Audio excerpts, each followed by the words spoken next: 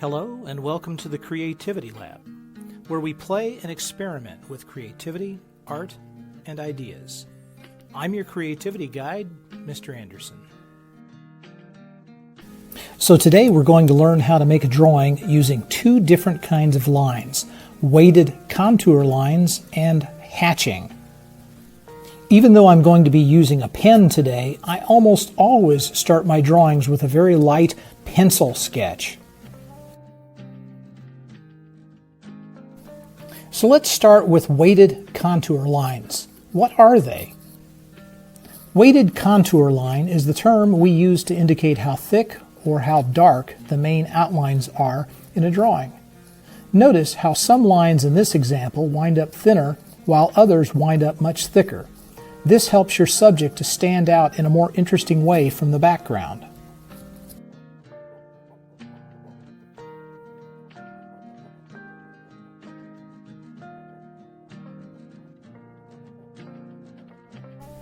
A visually interesting contour drawing uses both thick and thin lines throughout the drawing. However, you might wind up with something that looks a little bit like a coloring book drawing. So let's see what we can do to change that.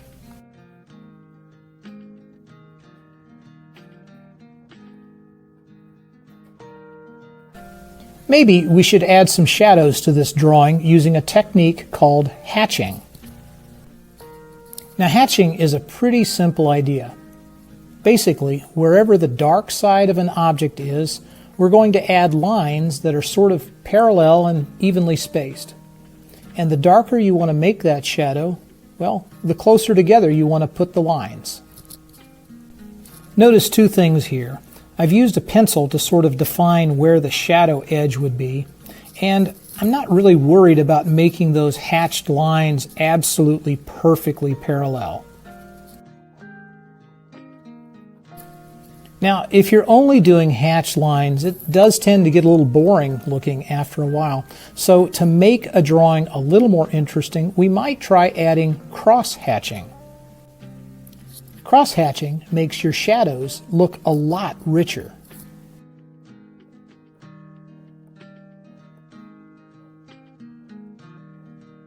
It works like this.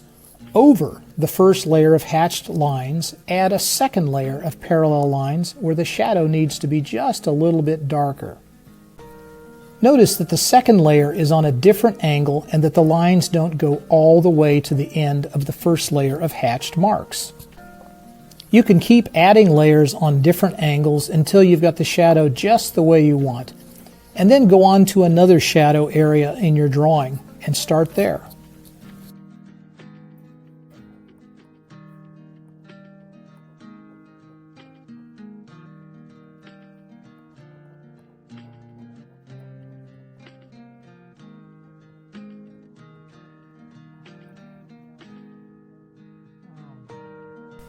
And what if you don't happen to have a pen? Well, the Sketchbook app on your iPad does a pretty darn good job for drawing using crosshatched lines too.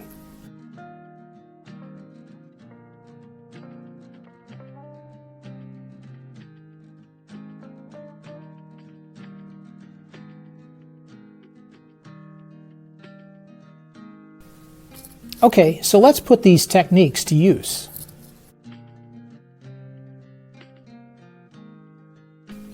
Go out to the internet and find 3 or more photographs of insects that interest you. Save them to your iPad and select one of them to make a drawing from.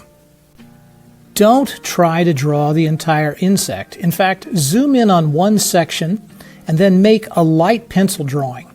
Don't worry if it's not perfect. Start by using your pen to make a weighted contour line drawing and then add hatched and cross-hatched lines.